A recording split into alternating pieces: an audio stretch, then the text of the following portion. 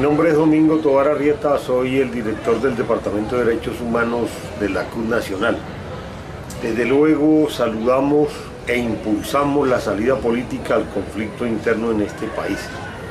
Un conflicto interno que tiene una serie de complejidades y que estamos completamente seguros que no se puede resolver de la noche a la mañana.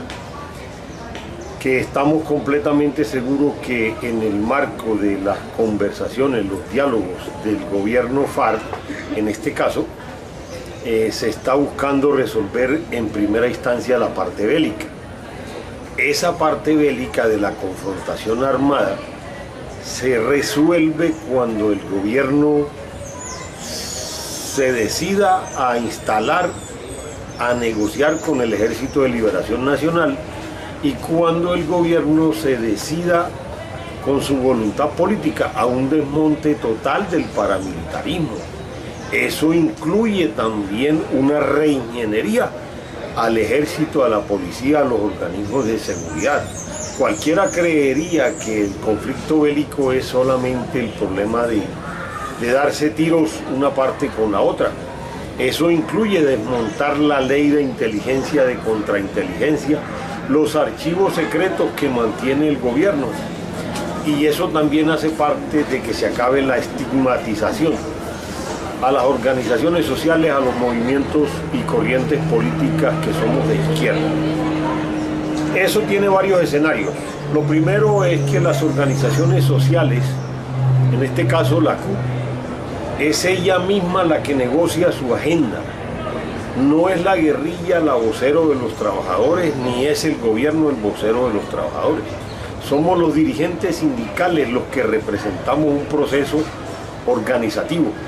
Y somos esos dirigentes que estamos representando a las víctimas en el movimiento sindical, que tenemos más de 20.000 víctimas en el movimiento sindical. Eso incluye asesinatos, amenazas, desplazamiento, exilio, desapariciones, secuestros, extorsiones, porque hay que decir que a la clase trabajadora también la extorsiona. Y para solucionar eso nosotros tenemos que entendernos con el gobierno, con los empleadores que también son causantes de la violencia y del conflicto económico. Los escenarios, todos los que se puedan realizar son válidos, pero para montar los escenarios lo que estamos pidiendo es que se nos tenga en cuenta estos seminarios específicos que iniciamos en Villavicencio. Fueron fruto de un acuerdo de la Mesa de La Habana entre el gobierno y la FARC a través de Naciones Unidas, el PNUD y el Centro de Investigación de la Universidad. En estos seminarios, hombre, por lo menos se debió discutir la parte organizativa con las organizaciones y procesos sociales. Lamentablemente, para las víctimas y para las organizaciones no era lo que estábamos esperando, porque es tanto lo que tenemos que decir las víctimas y cuando se da este escenario encuentra uno el espacio para hacer la catarsis, para desahogarse y resulta que también sufre limitaciones. Desafortunadamente en este modelo de sociedad vivimos en limitaciones y prohibiciones. Pero bueno, con todas las limitaciones y restricciones que se han dado, yo pienso que para el próximo, que es el de Barranca, hay que superar algunas cosas, hay que lograr que la base de la discusión de los seminarios sea a través de las víctimas directamente y de las organizaciones victimizadas. Nosotros entendemos, hay que irle bajando algunas cosas y que sea la misma base que fue la que está viviendo el conflicto directo, la que vaya planteándose unos criterios de reparación. Y se va construyendo una propuesta que tiene que ser receptiva tanto al gobierno como a la insurgencia, a los paramilitares. Hombre, en este proceso de reparación vale aclarar algunas cosas. Estamos por la salida política al conflicto. Estamos en una guerra que es una opción política, legítima como opción política de quienes implementaron la guerra. Y nosotros queremos una salida política al conflicto, en la cesación del conflicto bélico y empezar un proceso de construcción de paz a partir de una serie de transformaciones fundamentales. a partir del reconocimiento y la aceptación constitucional de quienes no compartimos el gobierno y el modelo de desarrollo, somos parte fundamental en la sociedad. De lo contrario, el conflicto sigue. ¿Sí? Y el proceso de la paz no se logra de la noche a la mañana. Hay procesos en el mundo, porque cualquiera creyera que es en Colombia únicamente que existe la guerrilla. En el mundo hay actualmente 86 conflictos armados y hay más de 40 que están en vías de solución política. Solo colocar un ejemplo: ¿cuántos años hace de lo de Argentina, de lo de Chile, de lo de Guatemala, de lo de El Salvador, de lo de Nicaragua? Y todavía no se ha terminado de hacer la investigación y construir la verdad. Es el desarrollo de los hechos, las transformaciones. Es un sistema de justicia que nos garantice universalmente una transparencia. Y yo soy honesto y entiendo, la impunidad en este tipo de procesos no se acaba el 100%. Es que nos da temor decirlo, pero en un proceso de solución política de 100 víctimas, yo sé que se van a quedar algunas por fuera de cualquier reconocimiento. Y en un proceso como este, que hay que seguirlo empujando, que hay que quererlo, que hay que irlo transformando, las cosas no van a llegar de ahora para luego. Entonces, hay un proceso de voluntades y hay un proceso de pedagogía que debe desarrollar la sociedad colombiana. Es que ha sido el conflicto, porque hoy pareciera en este tipo de eventos que la única responsabilidad del conflicto recae en la guerrilla. ¿Sí? Tenemos que buscar por qué se originó el conflicto armado, que no fue en el nacimiento de las guerrillas. Las guerrillas fueron una respuesta del mismo carácter que se estaba aplicando. Algunos planteamos que en Colombia hay un conflicto armado a partir de la colonización de los españoles y que se ha ido transformando, que tiene otra etapa en el 1910, que hubo la primera masacre contra sindicalistas peleando contra la importación de paño inglés, ¿sí? Y luego en el 1924, luego en el 1928, si no me equivoco, sucede el horror más grande de este país, que es lo que se conoce con el nombre de la masacre de las bananeras. Y luego viene la masacre de los cementeros, ¿sí? Entonces hay un proceso de la violencia, y en el 1938 toma otro carácter, luego en el 45, luego en la década del 50, y las guerrillas aparecen después del proceso de la Revolución Cubana, porque era un elemento fundamental en el mundo. Entonces no es cierto que las guerrillas originaron el conflicto en Colombia, y tampoco es cierto que si se soluciona el conflicto entre el gobierno y la guerrilla y siguen existiendo los paramilitares y siguen existiendo una calidad de ejército como la que tiene el gobierno nacional hoy, y una policía sometida en el carácter militar y no preventivo y cívico, el conflicto va a seguir siguiendo.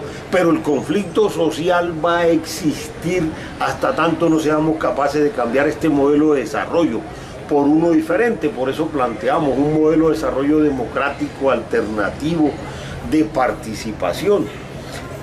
El conflicto va a existir si en Colombia no se hace una distribución de la tierra, más allá de la restitución que le han quitado a los propietarios pequeños, medianos, grandes al interior del conflicto. Y el conflicto va a seguir existiendo si en Colombia sigue este proceso antidemocrático de desigualdad social y de exclusión, porque hay países en el mundo que no tienen guerrilla, que no tienen paramilitares, pero tienen hambre, pobreza y miseria por el sistema capitalista que se está desarrollando en este modelo de sociedad. Por último, invitar a todos quienes nos vean, nos escuchan, a que hay que seguir organizando las víctimas, hay que seguir fortaleciendo las organizaciones sociales. Y este proceso del cambio, de la transformación, se logra en dos sentidos. Uno es a través de la discusión, el diálogo, pero diálogo auditivo, no diálogo de sordo. Y la otra es el papel de la sociedad a través de sus organizaciones en movilizarse permanentemente, a hacer respetar y hacer valer sus derechos, esté quien esté en el poder. Primero es que dentro de la construcción de este proceso de paz hay que regularizar la inversión extranjera. ¿Sí? Colombia necesita de la inversión extranjera, lo que debemos es regularizarla. ¿Cuál es el carácter de esa inversión? Porque el de hoy es un carácter de explotación en todos los sentidos. En Colombia hay más de 200 multinacionales y mucho más en el sector minero, energético y el resto de recursos naturales. Entonces ellos explotan, dañan el ambiente, ganan sumas millonarias y se van. Entonces hay que regularizarla. Lo otro es que hay que tener claro qué tipo de capital, porque en Colombia hay mucha fachada de capitales mal habidos al interior del conflicto que ahora figuran con fachadas de empresas internacionales. Y lo segundo es privilegiar la economía nacional. Entonces hay que reconstruir el país, reindustrializarlo, ¿sí? Y hay que recapitalizar el país, porque aún los 7 grandes grupos económicos nacionales están sacando sus ganancias para invertir en el exterior y para seguir explotando pueblos en otros países. Entonces hay que hacer una reconstrucción del modelo económico a partir desde lo nacional. Y lo tercero es, hombre, es imperdonable que se hayan creado batallones solamente para proteger el capital transnacional, ¿cierto? Entonces, hoy día, esas multinacionales en Colombia violan todos los derechos constitucionales. Violan todos los derechos constitucionales, ellos no respetan la legislación laboral, ellos explotan al ser humano, desplazan comunidades, cometen atrocidades. Entonces el gobierno debería estar haciendo valer la soberanía nacional. Es que la soberanía nacional tiene dos sentidos. Uno es cuando a través del gobierno el Estado hace respetar su país, su nación, en todo el contexto. Y la otra soberanía nacional está en el constituyente primario. Y a nadie del constituyente primario, aún en las zonas de explotación, habiendo legislación, le consultan a las comunidades. Entonces todo esto hace parte del conflicto, porque donde quiera se ha presentado una multinacional, se presentó conflicto armado, se presentó paramilitarismo y se presentó guerrilla. Uno de los dos existía en esa zona, pero ante la llegada de la multinacional aparece el otro, porque también hay un juego de intereses. Uno se puede decir a defender la soberanía, los recursos naturales, y otro a sacarle otro tipo de explotaciones en este marco. Entonces la situación en Colombia es un conflicto complejo que tiene varios tipos de violencia a su interior. Eso de los 21 batallones minero energético hace parte del desarrollo de la violencia estatal.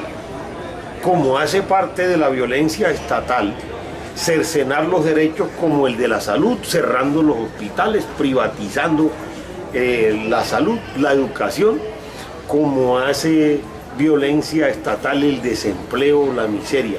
En Colombia desafortunadamente todo se aspira a solucionar por la política de los subsidios y no por políticas de Estado.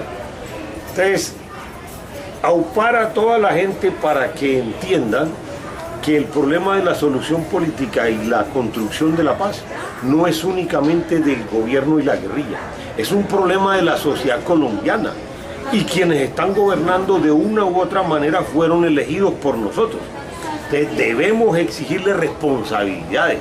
Lo que pasa es que en Colombia creemos que los gobiernos son omnipotentes, los gobiernos tienen límites y solo los ciudadanos y ciudadanas le podemos poner límite a los poderes omnípodos que quiere tener el gobierno.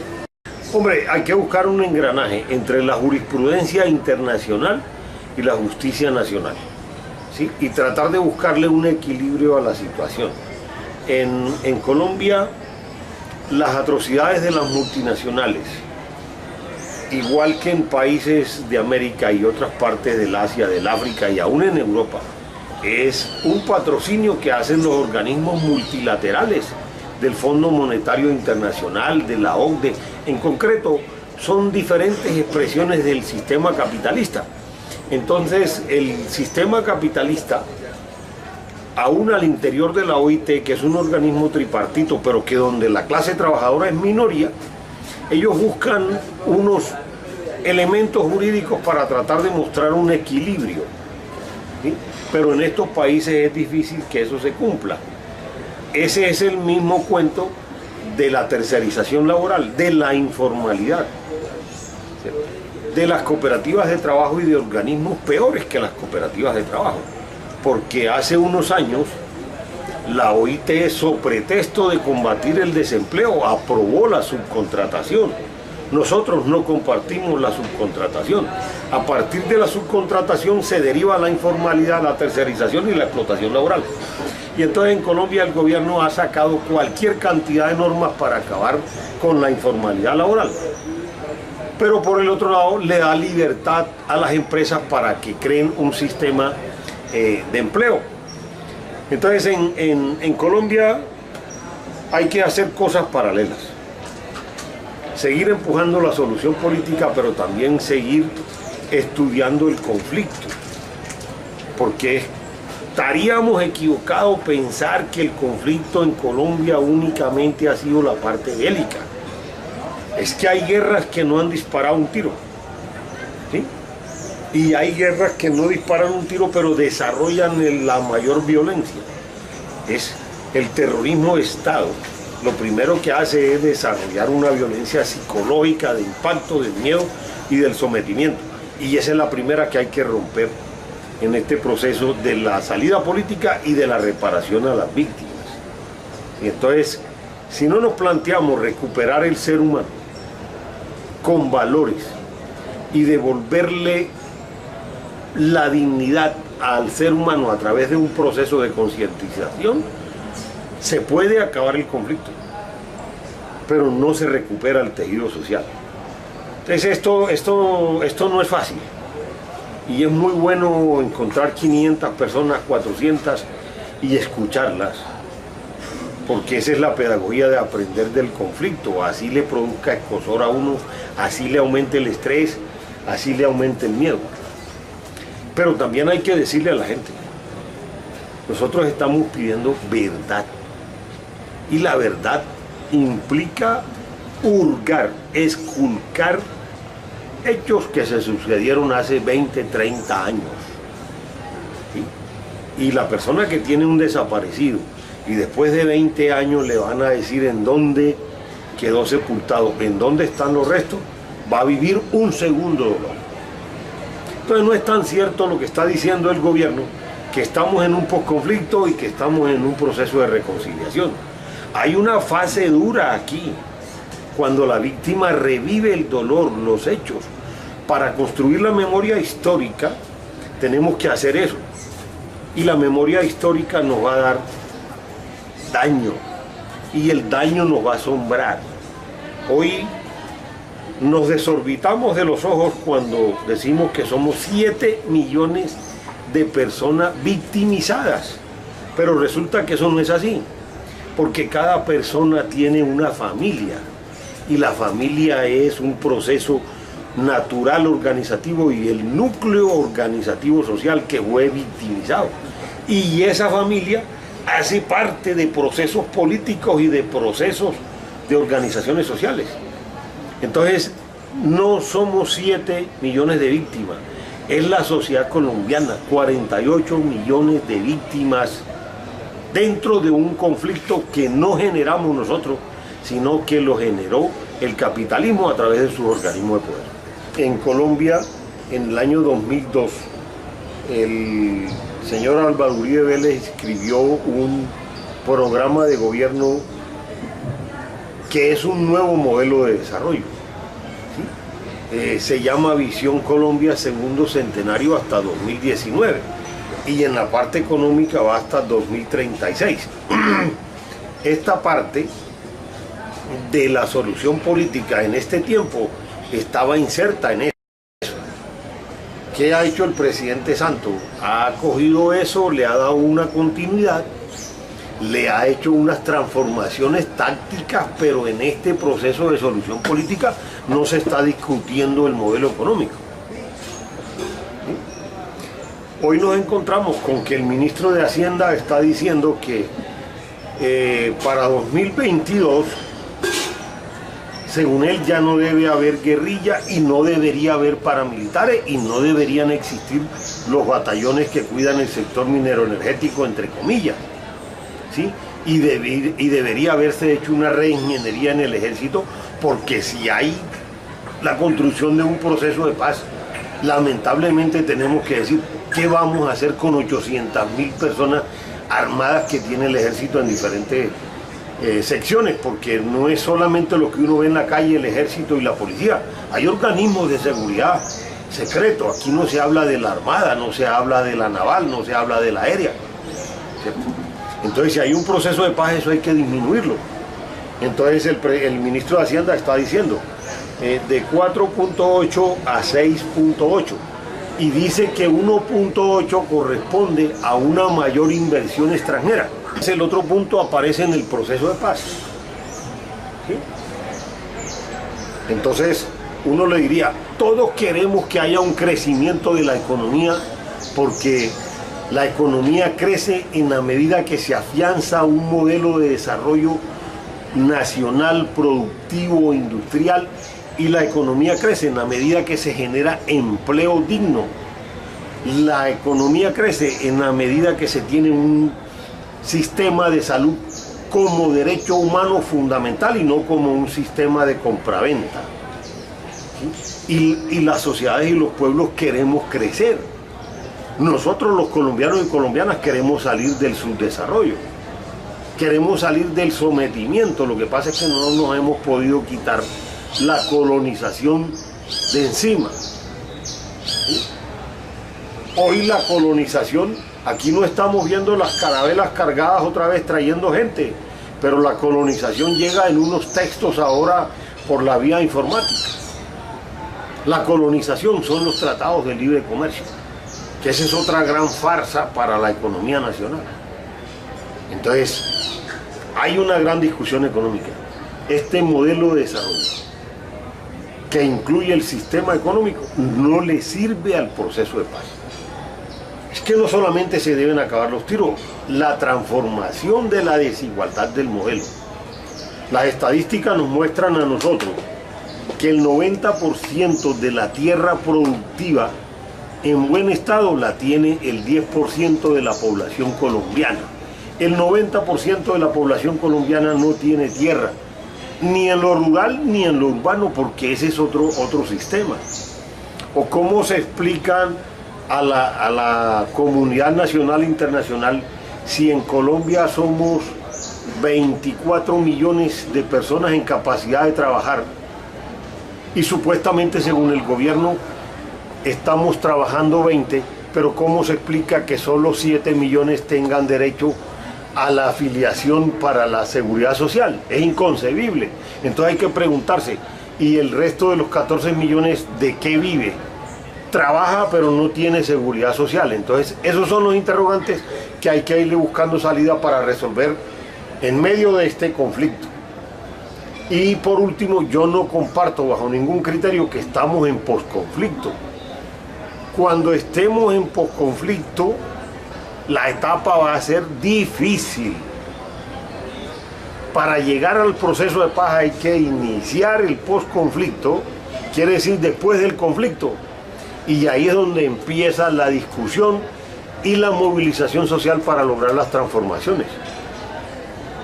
Sería egoísta de parte nuestra que la gente creyera que se acabó los tiros y de una vez va a tener todo lo que merece tener en el marco de una vida digna. Falso.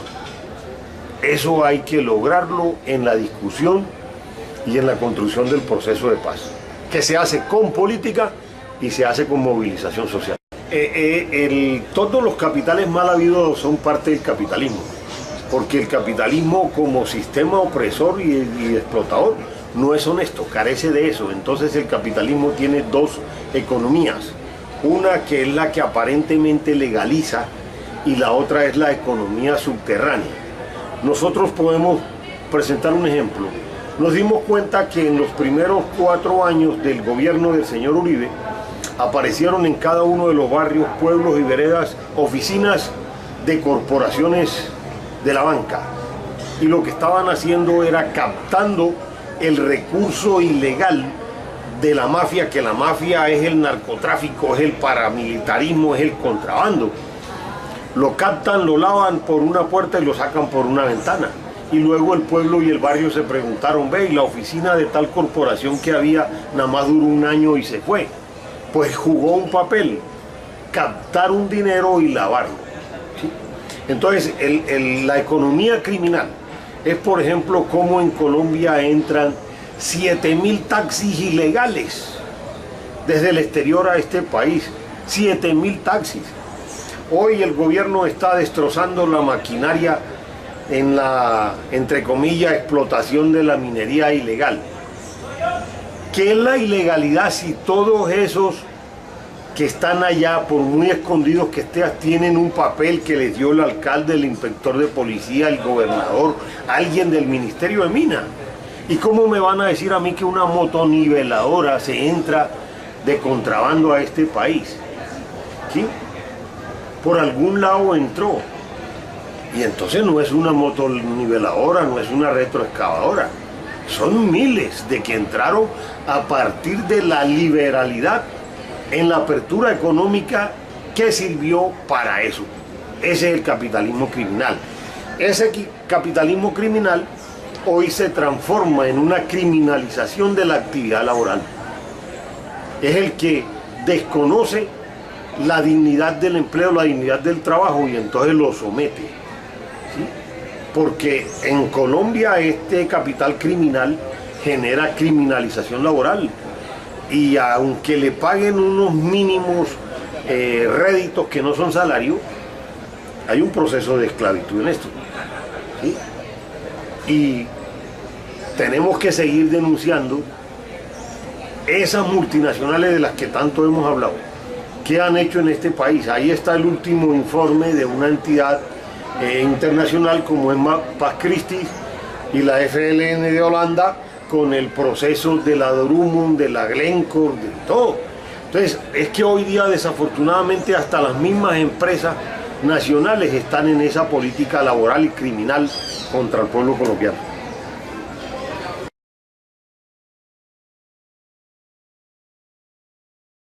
A las organizaciones sociales, a los movimientos y corrientes políticas que somos de izquierda. Eso tiene varios escenarios.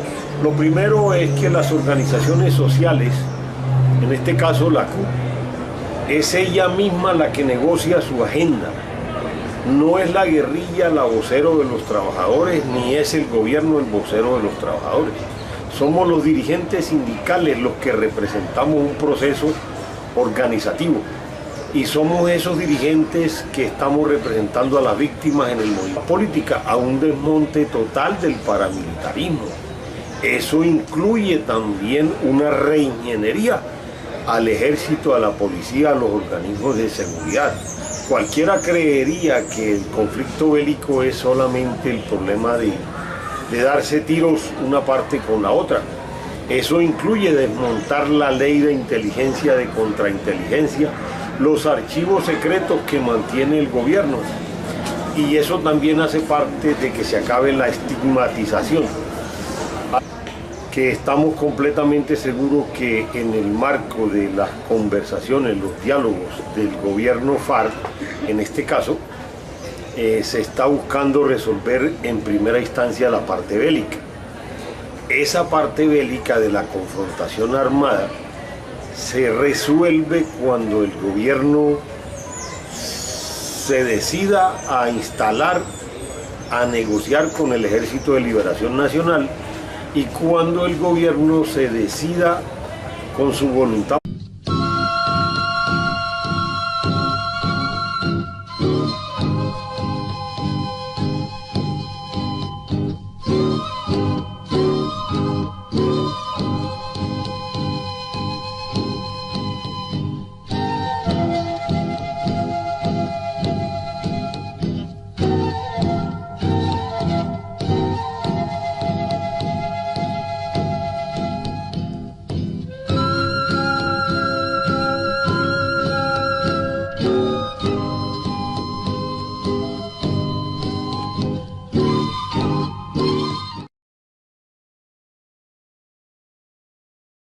Mi nombre es Domingo Tovar Arrieta, soy el director del Departamento de Derechos Humanos de la CUT Nacional.